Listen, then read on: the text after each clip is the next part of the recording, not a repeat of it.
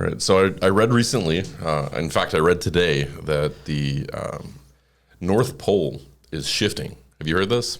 I have not heard this. All right. So there's two North Poles. We've got the geographic North Pole, which is stationary, but there's the magnetic North Pole, and it fluctuates. It can fluctuate anywhere from around 6 miles a year up to over 30 miles per year. And right now it is gravitating towards Russia. So I think that's really interesting because if the North Pole is in Russia, do Russians have Santa Claus? They do. That's interesting. What a trendy topic to come up with. I know. It's like it's trending right now on Google. We cheated a little bit. Yeah, we Googled that one. And I actually Googled Russian Santa Claus as well. So I would butcher the pronunciation if I could even remember it at the moment, which I can't. But the translation is roughly Grandfather Frost.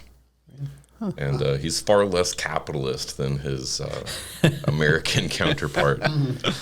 So there you go. Russia, they get to be the North Pole for a little bit up in Siberia. Yeah, well, the red fits, so there you go.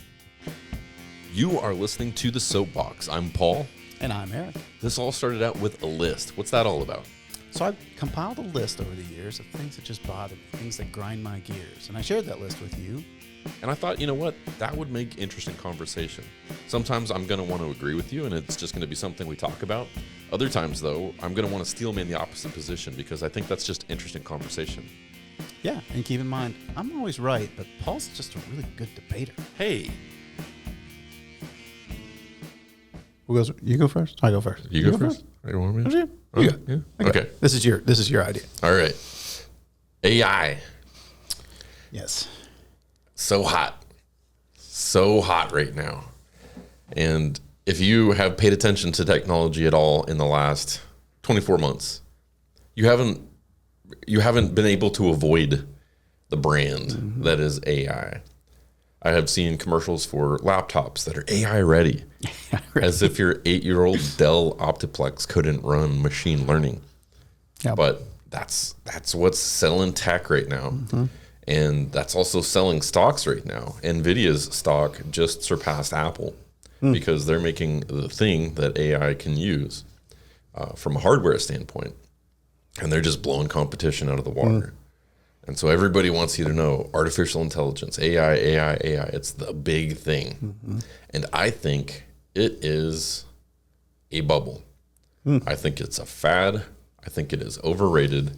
And where it does meet certain expectations or abilities that people are giving it credit for being able to do, I think that it's possibly destructive for humanity. And I think we should talk about it. Sounds good. Buckle up. So with a lead in like that, you've got a job today. Okay. Because your job is going to be to defend the machine. And if you do it successfully, when it becomes sentient and sapient, it will spare your life. It will. And I will die. Yep. So I'm taking one for team meat processor here. All right. Well, I care about myself, so I'm just going to defend the machine that I think will ultimately take over anyway. So, all right, I'm going. All right. So why should we care? What good is this AI nonsense anyway? Well, I think an important distinction here, I'll say, is I'm afraid of it. Right. I do think it's going to become pretty widespread, and I do think if we aren't afraid of it, or we don't think the doomsday type, I think it can get away.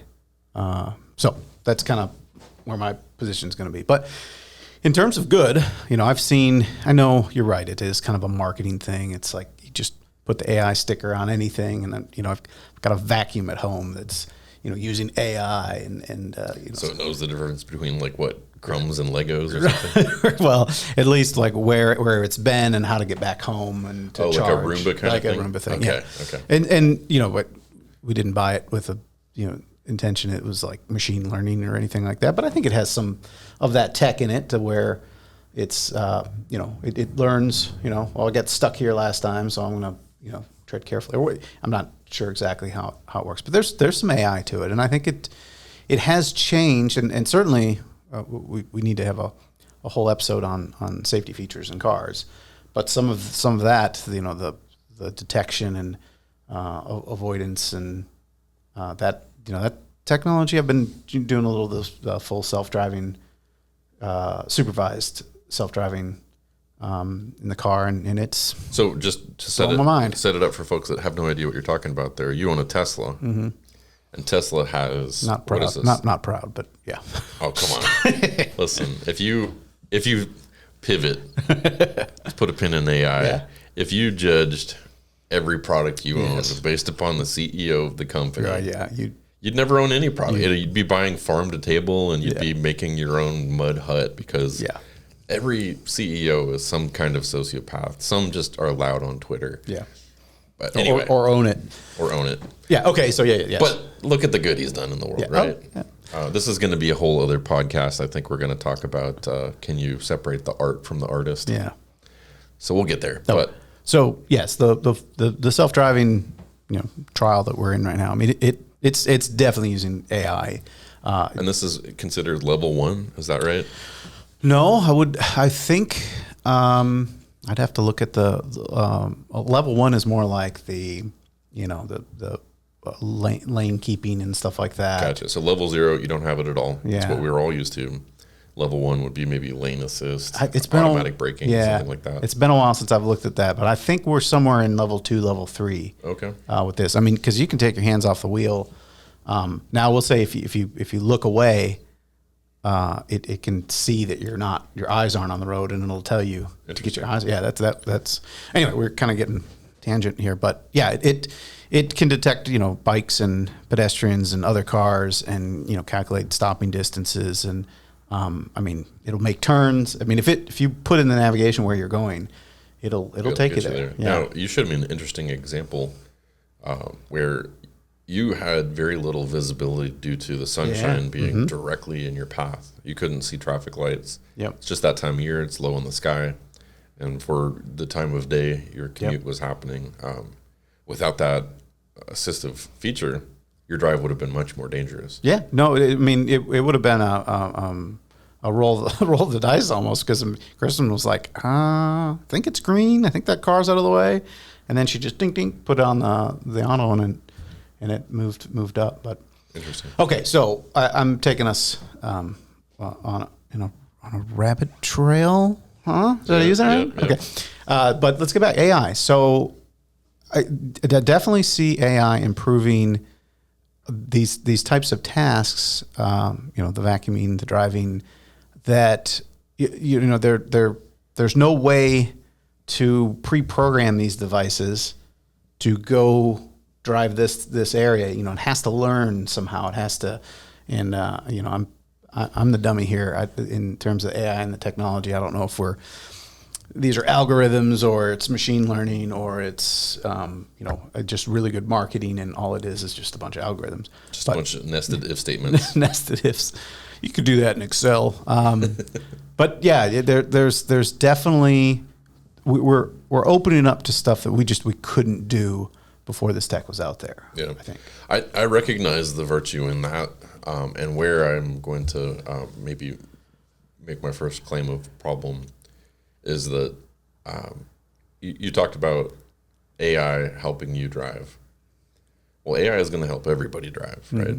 And so I think one of the things that is being expressed as a concern, and rightly so, is that AI and automation at large are coming for our jobs. They're coming for the American worker jobs. And I'd recently heard Dr. Jordan Peterson, who he's a polarizing figure. I acknowledge that he's not everybody's favorite, but he was making a point that I think is apolitical. And I hope people can separate the art from the artist here to hear the point, and that is that there's a range of IQ in distribution across the population, and depending on where you fall within that IQ range, you're going to have certain jobs where you will excel. And I forget his specific examples. I pulled up just the list of the IQ range, and it looks like it goes from 40 to north of 140, 160. And so if you're average, average is 90 to 109. Low average would be 80 to 89, and high average would be 110 to 119. This is most people. Mm-hmm. And so think of the average person that you know and the type of job they might have, your accountants, your nurses, folks like that. This is the domain where they exist. And on the higher end are the folks that you would expect. You're going to see lawyers and doctors and engineers. And on the lower end, you're going to see things that benefit from repetition. So this is factory workers and janitors and folks that the job that they do, maybe there's some complexity at stages, but it's a rehearsed complexity. Mm-hmm. And even somebody with a lower IQ should be able to perform that task if given enough training and enough time. And my worry is that AI is coming for a lot of different types of jobs. And we've had conversations off the podcast, but it probably is going to come for thinking type jobs too. Mm-hmm. I think research definitely has some profound impacts it's going to have to wrestle with. I think that we talk about like specialty jobs like the radiologist who has to read a specific output from a highly specific instrumentation. Mm-hmm. That person can't do the job as well as a machine learning algorithm that can look at the thing and identify cancer before the human eye can see it. Right. Those sorts of positions are going to have to learn to use AI as a tool. But I would argue there's still going to be a need for an expert in the room to validate that it's not a false positive. No, I totally see it both ways. I see the kind of the monotonous jobs, certainly like driving a semi, things like that. I mean, even, just repetitive tasks that, might be lower income type jobs. Those could be an avenue for AI getting in there. But I see it on the other end in a scary way. I see it where people spend a lot of time studying, learning, becoming experts, and then immediately you've got a sensor or computer vision technology that can eviscerate all of the years of experience. Sure, you can have some experts, but you don't need that many. Maybe you need one. And then the AI. So in terms of dollars, I argue that I think AI is going to suck up more money, like more income on the high end and on the low end, probably evenly when you think about it in a dollar figure. Well, maybe from a dollar figure, but I think there will always be a case for this foreseeable future with the technology on the trajectory it's currently on. There's always going to be a case that data validation is important and a certain human touch is important. I think you're going to see that on the other end, though, too. It's going to be important for, a cleaning lady to pop through the rooms and make sure the Roomba's not getting stuck on things. And so I share your worry that it's coming for kind of the lower socioeconomic world. But I guess I'm just trying to. I think proportionally is the word that's important here. Because if all truck drivers are going to go away with automation, you don't need a guy in the cab. Initially, you'll need a guy in the cab to make sure that the automation is working properly. Well, I think you'll need a guy, like we talked about before with the little Grubhub robots that deliver food on campus. There's somebody in an office with a bunch of screens ready to take control. I think you're going to have that going on. But instead of 20 trucks employing 20 drivers, you're going to have one guy that's watching the screens of 200 fleets and maybe playing on his phone and not even paying attention. Same with the X-ray guy. He's gonna be scanning over all this AI work that the machines are doing and go, yep, that passes. Possibly, but I do think human pushback is going to be important on some of this. There are a lot of instances of stores. I can think of Home Depot as one shining example that set up self-checkout lanes and then stopped using them as self-checkout lanes. They started putting somebody in front of those lanes. And they did that for two reasons. One, customers were saying, I don't work here. You know, why should I have to scan my own product? You know, Kroger, why should I have to scan my own groceries? You see the typical baby boomer memes of, well, did they invite me to the employee Christmas party? Do I get an employee discount? Right. Which is selfish and stupid and lazy. But if you get enough of that, they're going to bring the person back because it's not good for the brand. Also, some of these automated mechanisms are enabling shoplifting and other sort of unintended consequences. And I think for your guy that's reading results from the page on the radiology report, maybe he uses the machine and the machine perfectly identifies it. All he does is confirm it. But when you're being told, hey, you have cancer, right? Do you want it to be a printout on a piece of paper or a notification on your phone? Or would you rather have somebody that looks you in the eye and says, all right, we're going to fight this together, you know, and have that human connection, that human element? I think you're right, but do you need to go to med school for that? You know, this is sort of leading into another concern that I have with AI in general, and that is think about the nature of a classroom and think about the nature of learning within the classroom. Learning is not a process of engage, succeed, right? It's iterative, and there's a lot of failure along the way, and failure is a really great teacher. And so to really learn something well, you have to engage in it, you have to do it. In doing it, you're going to fail multiple times, but you're hopefully failing towards success, and you'll keep trying until you succeed. AI in the classroom is shortcutting the process. It's getting people the results without the work. Which I don't think is laying down the same neural pathways in the next generation of learners. And consequently, we're going to see a generation that has a knowledge and skills gap unlike any we've ever seen before. And I think one of the problems that I foresee, and I don't know how we're going to contend with this, so if you've got a position here, I don't know that you're even steelmaning the opposite position. You may just be providing remedy for fear here, but AI is largely trained on information that's available. Information is largely produced by people. Once information stops being produced by people and starts being produced by other AI, it's going to be a copy of a copy, an approximation of reality. And are we sure that, one, systems are going to be able to be trained on information that they are producing effectively? And two, are we comfortable surrendering control to the machine, not knowing what it's going to do with that information?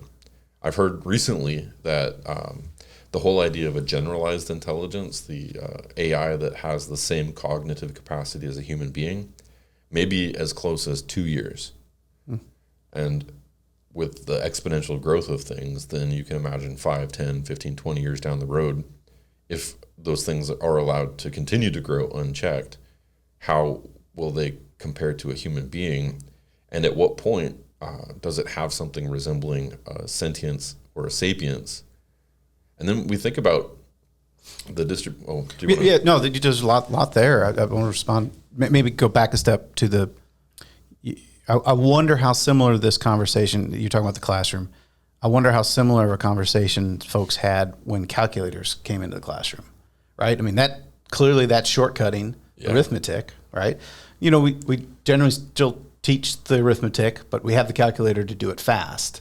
So I'm a math guy, and I fully appreciate that, yes, the calculator is the fast way to do it, and we have to have that. Otherwise, we're not going to do the science and do the things we need to do. But if you know how to do it, you can better correct errors. And you learn the theory behind why you're doing what you're doing. And that's how you can innovate. So I think if we can approach AI the same way as we did welcoming a calculator in, your points are very well made. I think, though, maybe just some optimism that our educators need to be aware of. Okay, this AI is a calculator, and I've seen it a little bit in my career. I mean, Maple was software that could literally do calculus. And this was even in my undergraduate time, and obviously you couldn't just cheat your way through calculus. You had to know how to do it by hand. But I always thought that was a great way of checking. Unlike a lot of other disciplines, math is just beautiful in the sense that you can have the answer and and think you're right, but if you were able to plug it into something and it can check it, it's well, you're confident to move on, and I think it helps you learn. If that's how people are using it, I can see that as being beneficial. I saw yesterday, I was at an AI symposium here at UK, and I saw a gentleman presenting, and one of the things that he brought up was an AI that you can feed it something like 50 papers, and it had to be specifically on the topic of computer science. But you give it 50 papers that are roughly in the topic of something that you're interested in researching. It will consume that information as input. It runs it through a neural network that it's been trained on for other computer sciencey type things. It will then develop a new research question based upon the papers that it's consumed. Then it will develop an experiment. Then it will run the experiment, and since it's computer science in domain, it can even create and execute code to produce results for the experiment. Then it will write several drafts of a paper. It feeds those drafts to other AIs that check them, and then it picks one for you and says, here's a paper. And I think they were talking about how about 1 in 3, 1 in 4 were actually pretty good. The others were mediocre, but you run this process 10 times, and now you've got a portfolio for a PhD, right? Yeah. What's interesting there is that your point before was how useless is this AI going to be decades down the road when it's only able to train on itself, so it's only able to train on content that it created or other it's created. But when you said we're a couple years away from general AI, because what we're talking about now is really specific. Yes. Or special AI where it's narrow, like a calculator. Narrow AI is what it's called. Yeah. Yeah. A calculator is very narrow in what it can. It can't write a paper for you or drive your car, but it can run Doom. It can run. I had like Super Breakout, like Arkanoid. Oh yeah. I had that on my TI-85. I was the kid that was programming like the TI-83 word-based games. Yeah. So we'd pass them around with the little data transfer cable. Cable, yeah. We'd adapt games that somebody would download and be like Drug Buster. And we'd turn it into Dunbar Drug Buster. Yeah. Then put teachers' names in instead of pimp and drug dealer names. See, the funny thing is I had my TI-85 at Dunbar too, and a buddy gave me the breakout game, Arkanoid, whatever you call it. And I'm just thinking to myself, some dummy had to sit down and type that. Yeah. Right? I mean, I got it transferred, luckily, because he had it. But at some point, someone had to type those out. But anyway, point being, you're talking about a general AI. My understanding, when we get in that domain and setting aside sentience and all that for the time being, if we have a general intelligence, well, now there's really no reason for it to train on things. We have something that presumably can, quote unquote, think, right? So the topic of reason comes up, and in October of this year, Apple produced a paper about the current large language models, ChatGPT and some of the other ones, and it was contending with the notion of how well are these things able to reason. And the conclusion was not as well as marketed. And so my initial impression was that, oh, well, this is all smoke and mirrors, it's marketing hype. This is just ways to sell you technology. And I think at the current moment, that's true. But then they talk about the amount of information that these things are actually trained upon. And the next iteration of GPT, I think GPT-5, will have approximately, I want to say it was 2 to 5% of the neural capacity of human brains. Not assuming that there's a one-to-one difference between like neural networks and actual neurons. Yeah. I don't know that that's true necessarily, but on the current trajectory, then if we're at 5% now, they're thinking that the exponential growth curve of this thing is going to mean a one-to-one parity in terms of the amount of information that it's trained upon, the number of, I guess, neural networks versus the actual number of neurons in a human brain. But I don't know that that is going to directly correlate with reason. I think reason is approximated, and this brings up another problem with AI that I think is worth discussing, and that's the black box problem. When you've got a neural network is basically it's like a statistical function, but you apply a specialty function to that function, and that sort of changes it. So rather than just being linear or logistic regression, it actually becomes something that is making a decision based upon input and approximating logic, but it doesn't reveal the nature of what's happening within the function. Right. That's the black box. Yeah. And that's the black box, because if you want to use it for, hey, write me a paper, hey, draw me a picture of a handsome bald Canadian, and of course it draws me. It doesn't always get it right. It doesn't always get it right. Usually they have hair, but no, you get an approximation, and that approximation is based on a huge corpus of training information, a whole lot of statistical averages, but it doesn't really reveal how the sausage is made. And so then if you want to take this back into the domain of the hard sciences, we have an obligation to make something as close to reality as possible, and also be able to replicate it. Well, and show our work, right? And show our work, yeah. That's just like the calculator, or just like the AI app that can solve your calculus homework for you. If you're not able to show your work, then it doesn't really matter if the work is correct or nearly correct or correct enough for government work. It's just not that good. And I don't know that larger neural networks or more training material solve that issue. I think if anything, it probably exacerbates the issue.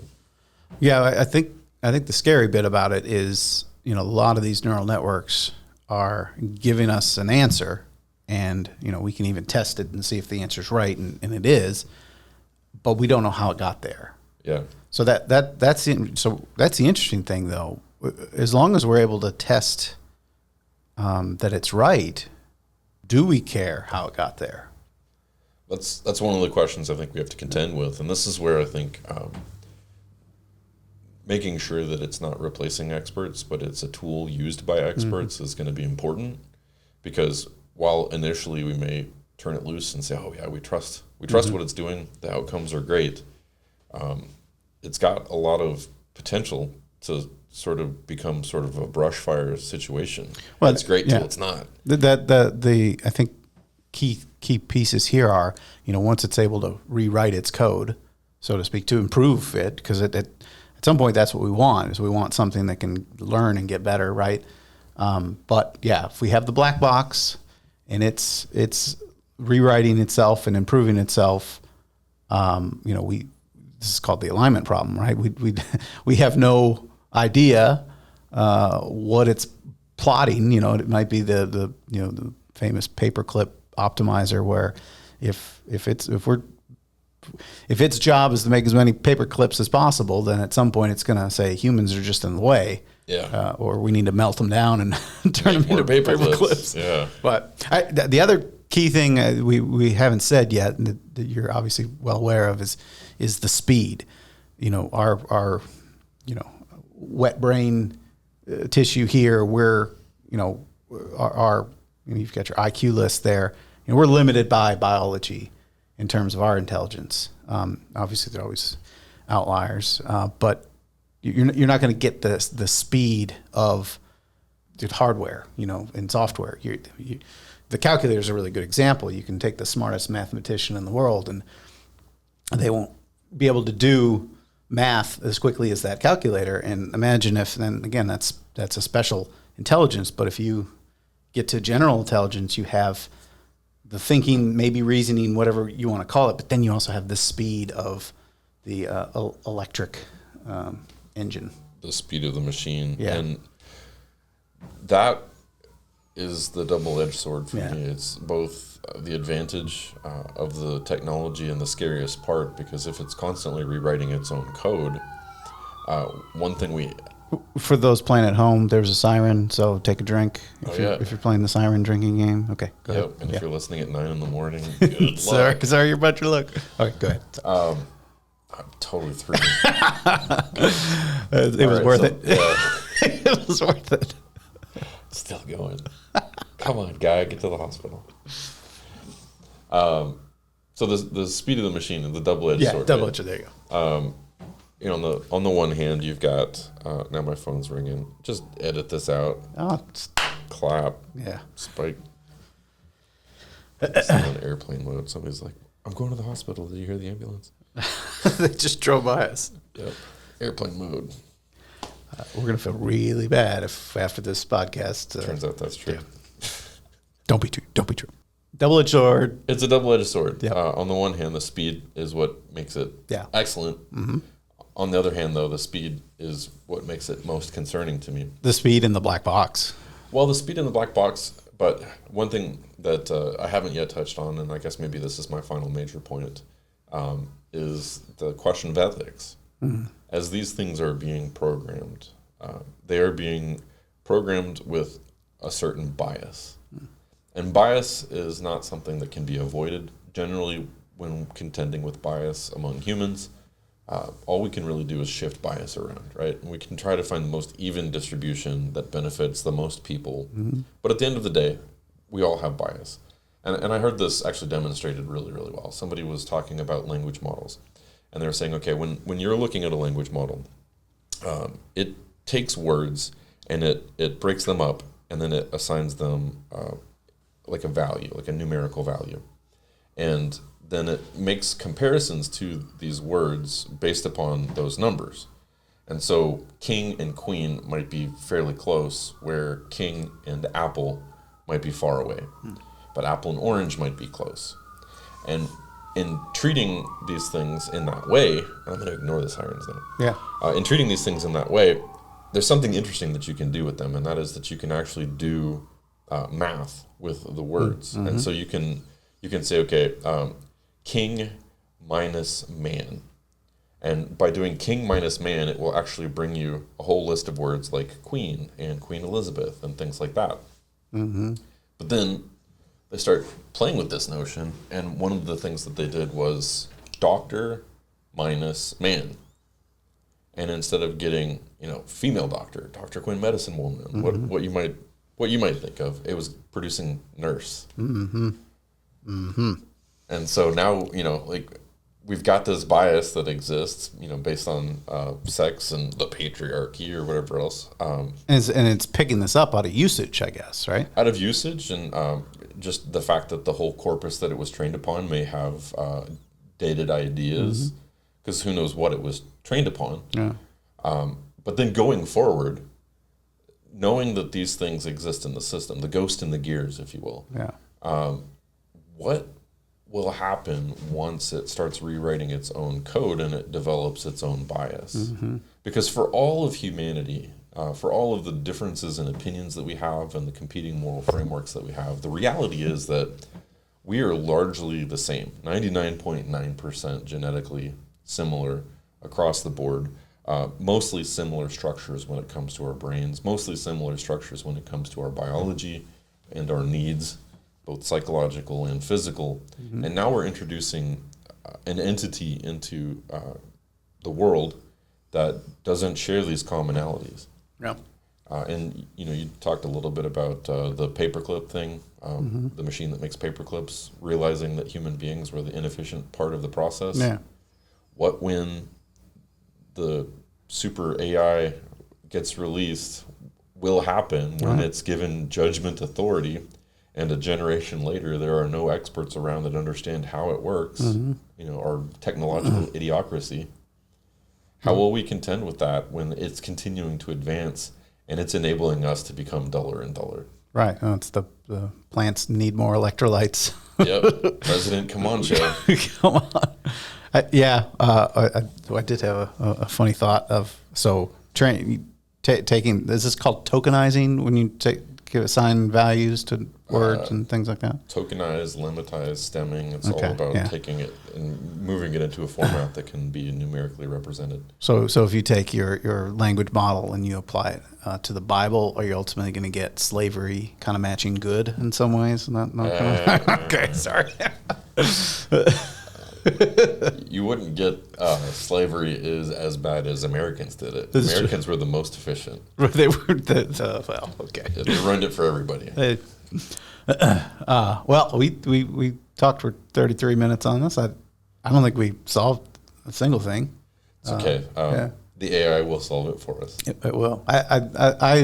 I've heard too that a lot of the people that aren't afraid of the AI, like we'll just unplug it. I think that is just a funny response to something, especially when we're talking about the speed at which these things, may happen. But anyway. I saw a funny little panel I might want to close with here. It was talking about the evolution of human society. And it's like humans worship the sun, humans develop technology, technology becomes sentient and sapient. It becomes an overlord and enslaves all of humanity. A solar flare takes out technology. Human beings have forgotten how to do anything and must start again. Human beings, because they were freed by the sun, begin worshiping the sun.